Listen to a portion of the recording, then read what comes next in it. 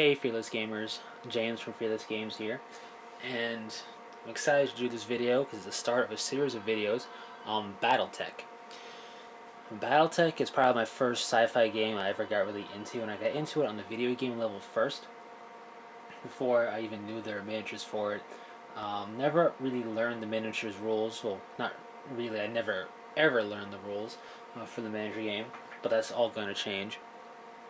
And I got into these when I was a kid, so it's been a while, and I've always been a fan of Battletech. And this video is just gonna be a video overview, just a basic overview of what Battletech is, really for the miniature game, because Battletech has been around the block in terms of different media. It's been novels, toys, a cartoon show, comics. It's had video games and PC games galore. It also has virtual pods. It's been around. The miniature game itself is at least 25 years old. I say at least because if I could speak, this introductory box set that I have here is a 25th anniversary box set, and it's at least a year old because I bought it around a year ago, if not more. So it has existed for a long time, and you may know the title Mech Warrior, Mech Commander, or Mech Assault, or Mech Warrior Dark Ages, which is actually a click game, which is interesting because a click game and a miniature game exist for the same universe. Mech Warrior, Mech Assault, Mech Commander, Mech Warrior Dark Ages, that's all lumped under the overarching name Battletech. Like, that's all the same universe. Produced by different companies, but the same universe. So, Battletech, the miniature game. An overview of it is produced by Catalyst Game Labs. They make the rules for the game, the books. The miniatures themselves are produced by Ironwind Metals. Now, I don't know who produced the introductory box set miniatures because they're plastic, but the miniatures for the bulk of the game that everybody who plays the game picks up and paints up and plays with are from Ironwind, and they are pewter. So what is Battletech? I rambled on well and good, but what is it really? Well, Battletech is a game of armored combat, as it would say, and it focuses chiefly on the battle mech, or mech for short, which are these two guys in this artwork here. What is a battle mech? A battle mech is a tall, lumbering war machine of destruction piloted by a mech warrior who sits in the cockpit, usually in the head, or pretty much always the head. If you read up like a description of Battletech, you read up how they're pretty much 30 feet tall, 3 stories, 30 feet, maybe bigger, maybe a little bit shorter. War engines of destruction. They're powered by a reactor. They are equipped with a whole bunch of weapons, from energy-based weapons to projectile-based weapons and missiles. They are different weight classes, from light to medium to heavy to assault. And a light mech is around 25 tons, let's say, and an assault mech can push upwards of 100 tons in weight of the mech itself. The lighter the mech, the quicker it usually is, and the more frail it is usually. The heavier the mech, the more armor it has, the more weaponry it has, and as a rule, it's usually slow. Usually the slower it is. So that's a good judge. The lighter the weight, the quicker the mech. The heavier the weight, the slower the mech. But also, the lighter the mech, the more frail it is, and the heavier the mech, the more hardy and dangerous it is in terms of weaponry.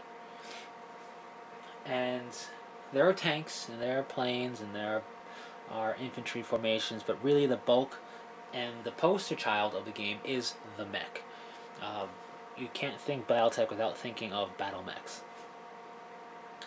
And I'm not going to get into the fluff of it. I mean, there's a whole bunch of different factions. There's the overarching inner sphere, there's the clans, and in and amongst that is a whole bunch of factions. But I will say it's all human-based. It's humanity fighting itself throughout the stars. It's set in the future, sci-fi game, as you would imagine. And these mechs are very industrial looking. They're very gritty and grimy and grungy. They they're well maintained and well kept, but they're not graceful. They lumber. Even the ones that are quick are kind of like not very graceful as either. They're all about function, not form. And even the ones that are kind of built with form in mind are there to intimidate. And really, it's all about just slapping the weapons onto the chassis and keeping it armored and taking out the opponent. And I like that about Battletech. I like the fact that it's not about form and it's pretty much all about function. What I also like is it's not just, oh, I have a mech, you have a mech. It's the same mech, just with different colors.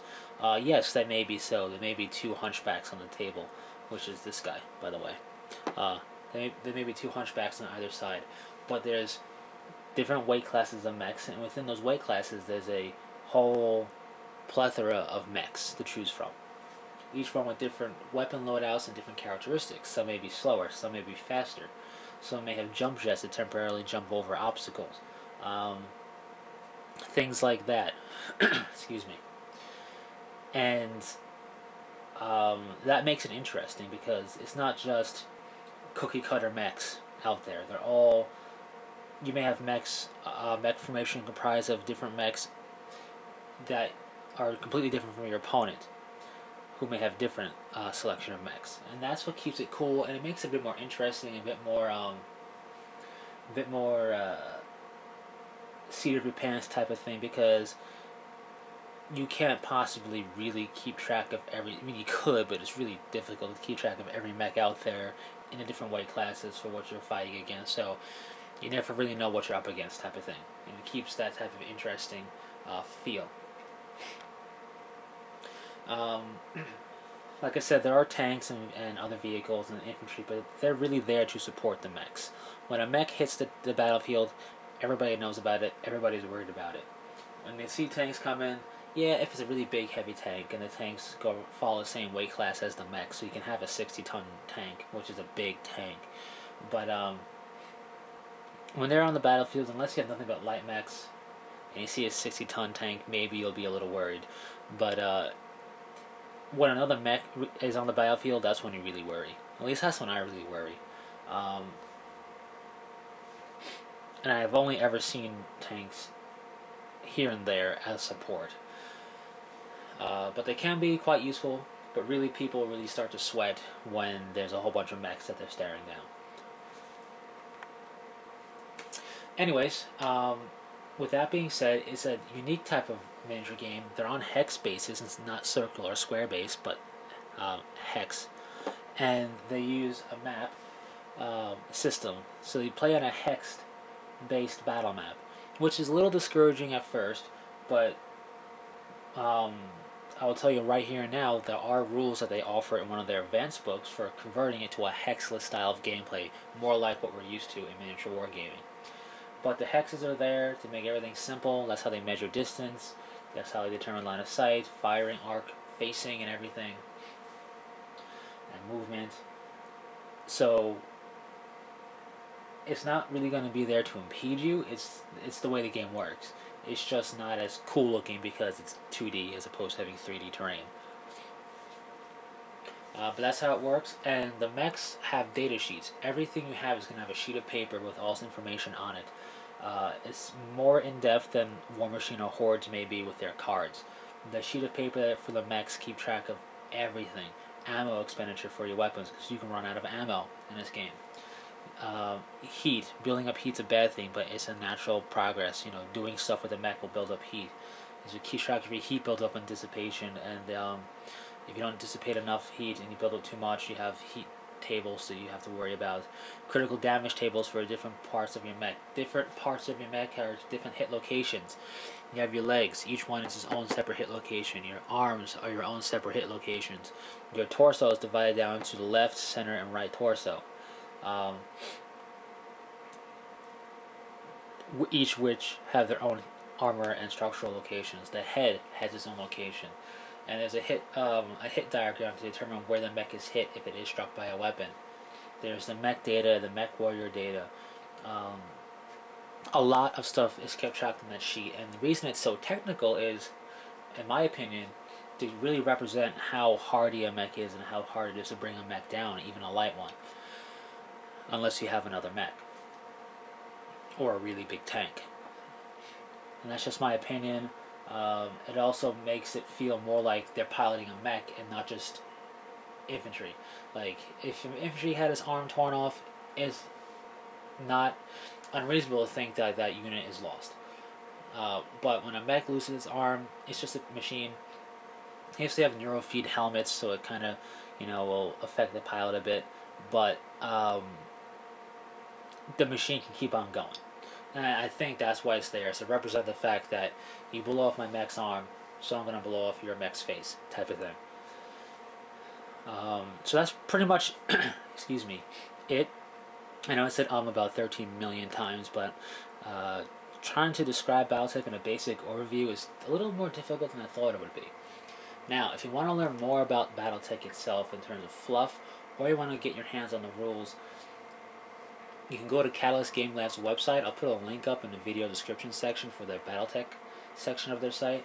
There's 2 PDFs you can download. One is just like a history of the Inner Sphere, history of Battletech a little bit, the fluff. Another one is Quick Start rules that you can download to play. It has rules, it has cutouts for mechs, and it has cutouts for the map, I think.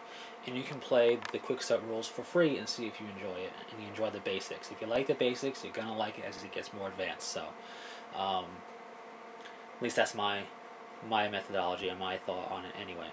So, those are 2 PDFs you can download for free, and with those 2 downloads, on top of looking up Battletech stuff online, you can really determine if you're going to be interested in continuing, pursuing, and purchasing Battletech miniature wargaming stuff. So, fearless gamers, that's it. It's a bit long, but a lot to cover, and it's just the basics. So, hope you've enjoyed, and until next time, take it easy.